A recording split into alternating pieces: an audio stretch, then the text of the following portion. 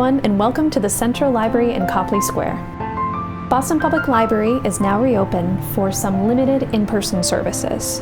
But it's been a very long time since we've been able to welcome patrons into our physical spaces for general visitation.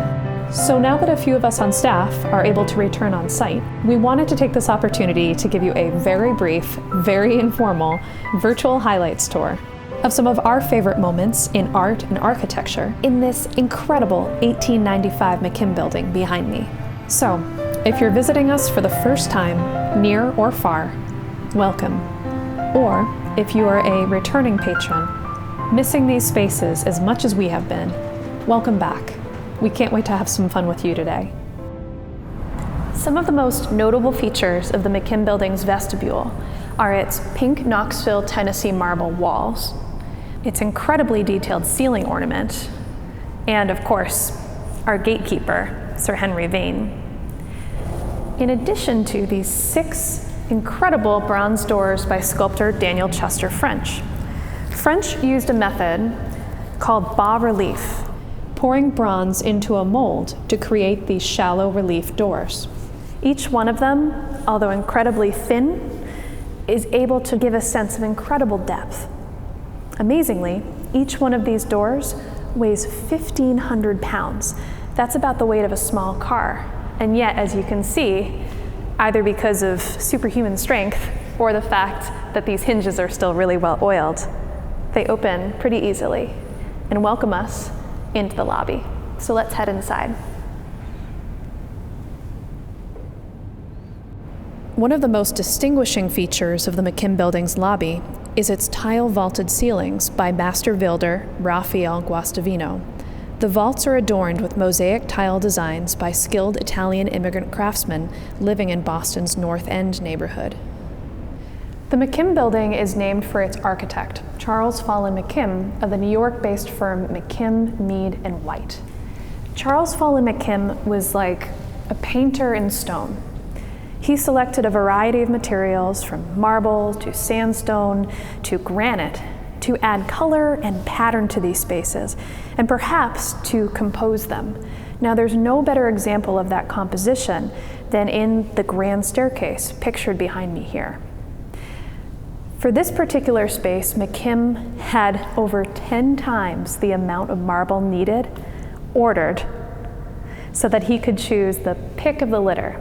Now, this is yellow sienna marble, which is known for its inherent golden tones, but also for its black and pink veining. And as we go up to the second floor, that veining becomes more present, more prolific. And that could have been a device to draw patrons up into the second level, which is where we're headed now. The staircase treads are made out of French Échillon limestone, which is embedded with fossils. So there's plenty of opportunity for a fun scavenger hunt. If you're looking for a clue, there's a pretty visible one right here on the landing by the railing.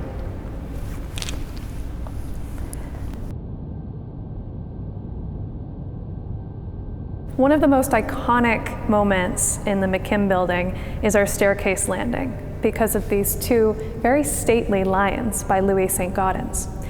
These are actually war memorials to fallen members of the Massachusetts 20th and 2nd Infantries who lost their lives in the American Civil War. Can you take a guess at what these were sculpted out of? I've heard everything from cheese to the dark side of the moon. If you can believe it, these are actually sculpted out of the same yellow sienna marble that surrounds us in the staircase. Louis St. Gaudens had to deliver these to the building before he could finish and polish them. When the architect and library trustees saw these lions upon their delivery and noted that they kind of stuck out against the polished sienna marble around us, they asked Louis to complete the job. And yet when the regiment members who funded these 2 memorials saw them, they said, "Don't touch them, they're perfect." But for over 125 years since this building opened, patrons have thought it good luck to rub the lion's tail, and we have a little bit of collaborative polishing here with the yellow sienna marble tones revealed. Surrounding us in the grand staircase is the first of 3 major mural cycles that we're going to take a quick view of today. This particular mural cycle is by Pierre-Cécile Puvis-de-Chavannes, who is one of the most highly regarded muralists in all of France, arguably in all of Europe, at the end of the 19th century. Puvis adorned our grand staircase with 8 panels, each showing an academic discipline or subject that one could learn about in the library. On this massive panel adjacent to the entrance to Bates Hall, Puvis installed 9 muses of inspiration welcoming the spirit of enlightenment. Unfortunately, we don't have time to talk about every one of these panels in depth on a very brief highlights tour, but I did want to offer you another scavenger hunt challenge. Puvis included a nod to one of the latest technological advancements of the late 19th century. These murals are visually based in classical times. So what would have been out of place? Something modern to 1895, 1896. Can you find it? I can't tell you how many patrons today look at this figure behind me and say, oh, she's holding a tablet, an iPad, or the panel to my left, she's holding a cell phone. Not quite. Behind me is the physics panel, showing, as Puvis called it, mankind's ability to harness the power of electricity to communicate, in this case, through a telegraph wire, one of the latest advancements in technology at the end of the 19th century.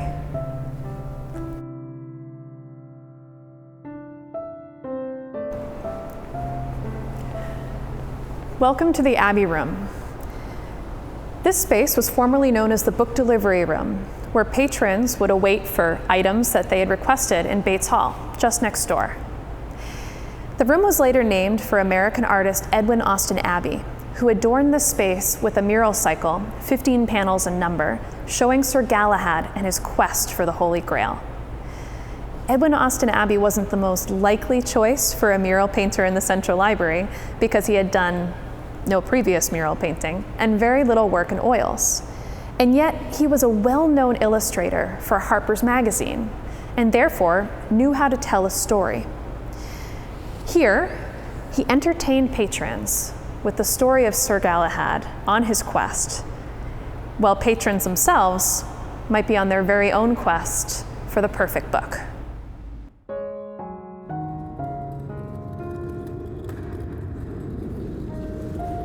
Now, we're going to take a quick look at the mural cycle by Abbey's friend and studio mate, John Singer Sargent.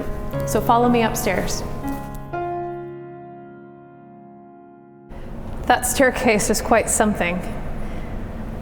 The Sgt Gallery is one of the most extraordinary public art installations in the country. Named after famed painter John Singer Sargent, who spent 29 years of his illustrious career decorating the ceilings and walls of this vaulted 3rd floor space.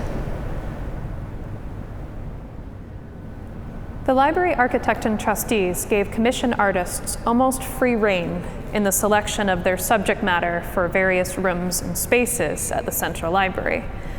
In Sargent's case, he selected the triumph of religion and decided to show a range of religious imagery, ranging from paganism to Judaism to Christianity, as Sargent had come to know them through study. While the artist insisted that he never meant to pass judgment on religion or offend anybody with his imagery and installations, as history showed, this became a controversial choice in a public, secular building. One of the most incredible views of the Sgt Gallery is actually the one that you can get from the floor. Check it out. Above me is the incredible Pagan Gods panel.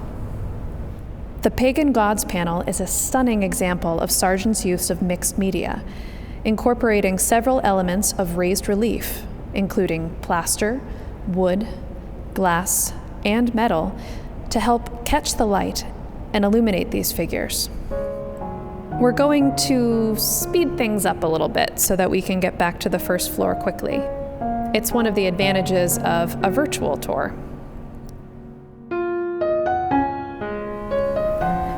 was fast. Now let's go take a look at the courtyard together.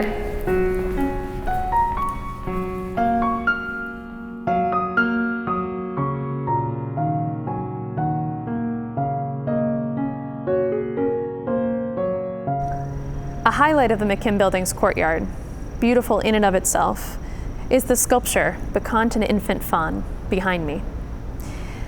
Bacchante was a gift, sculpted by Frederick McManus to Charles Follen McKim.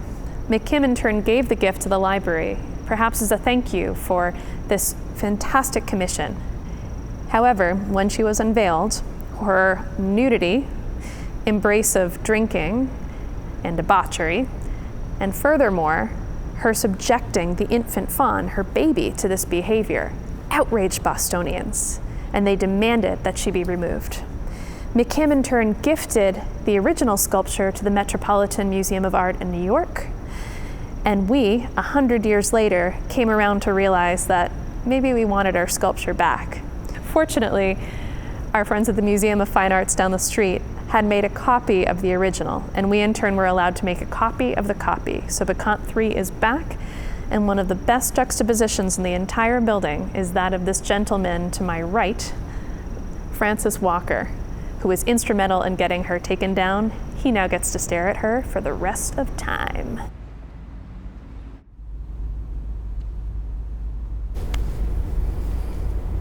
And of course, no highlights tour of the Central Library would be complete without a visit to our extraordinary and beautiful reading room, Bates Hall. With its barrel vault ceiling, its windows opening up and onto Copley Square and bringing light into the space, and its original oak tables and bookcases, which, up until recently, we could say, had been in use almost every day since 1895. One of the weirdest things about this strange and scary year has been seeing these tables empty, devoid of patrons studying, working, reading, or spending time with friends. We can't wait to have you back here again. So, until we can be together, stay safe, take care of yourself and others, wear a mask, and we'll see you soon.